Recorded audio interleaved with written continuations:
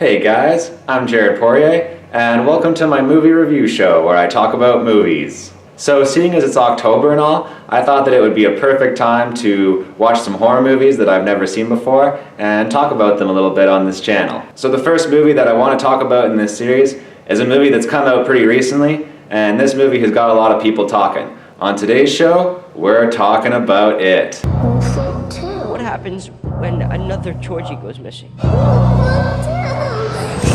Or one of us? Are you just gonna pretend it isn't happening like everyone else in this town? If we stick together, we'll win.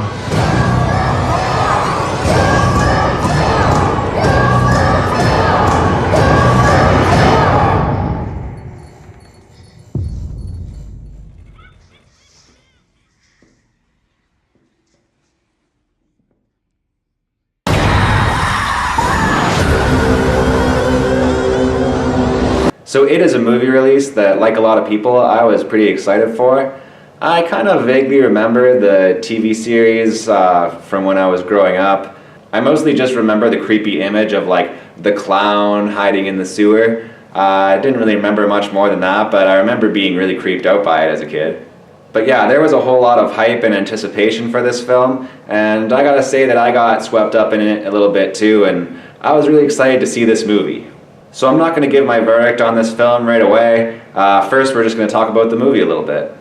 So first, I'm just going to give you guys a little bit of a summary of the setup for this movie, but you probably already know it. So basically, the idea with it is that there's this like horrifying creature, and every 27 years it comes into this small town and basically abducts and kills a bunch of kids. So in this creepy town, you basically have this like group of misfits that kind of come together because they're all getting bullied by the same guys.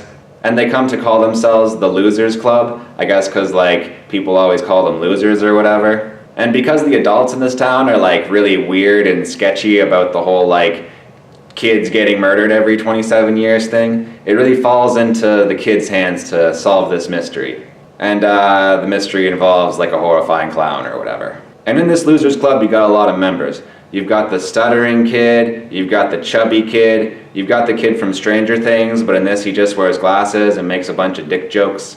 You've got the Jewish kid, you've got the hypochondriac kid, and you've got the girl. And basically this whole story gets set into motion when stuttering kid's little brother Georgie gets abducted, and the Losers Club have to come together and face their fears and try to solve this mystery. Alright, so now I want to talk about some of the stuff that I liked in it.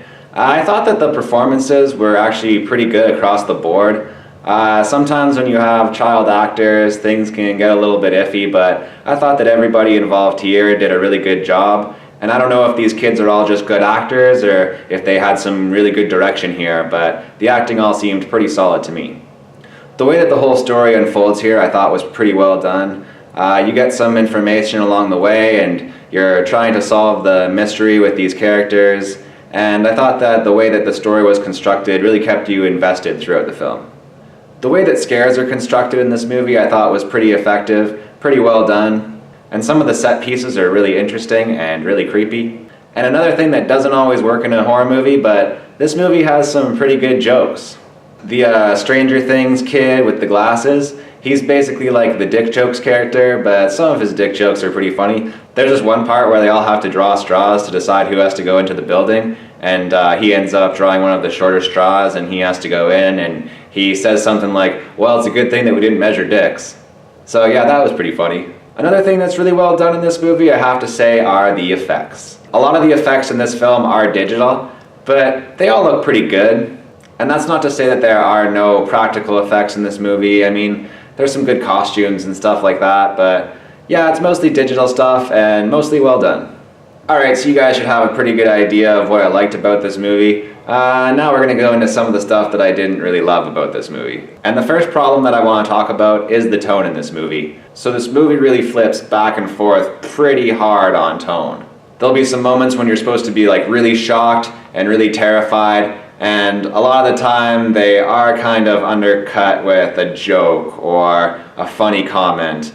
And I know that this might seem a little bit hypocritical since I just said that some of the jokes in this movie are funny, and they are, and you can have pretty effective jokes in a horror movie. It's just kind of knowing when to put those jokes in there. Because if you want people to take your movie seriously, and you want people to really be invested in your film, you can't be constantly undercutting the serious moments. So yeah, have those jokes in the movie, but be careful in which sections of the movie you're putting those jokes so that you're not really ruining some of the more serious moments that are gonna really get your audience invested in the film. So yeah, I think this film kind of tried to ride the line between being like a funny movie and being a horror movie, and it maybe didn't hit the mark 100% of the time. And then the only other real criticism that I would have about this movie, like the way that the bullies are in this movie is like really intense. Like I got bullied as a kid, and like I saw some other kids get bullied and some pretty intense stuff happened, but like they weren't really like carving their name into kids' stomachs and stuff like that. Yeah, I guess it all like comes and ties around in the end because that like main bully kid ends up being like possessed by the clown or something like that. So that's like maybe why he's so intense. But yeah, really intense bullying in this movie. So yeah, guys, here are my final thoughts on It.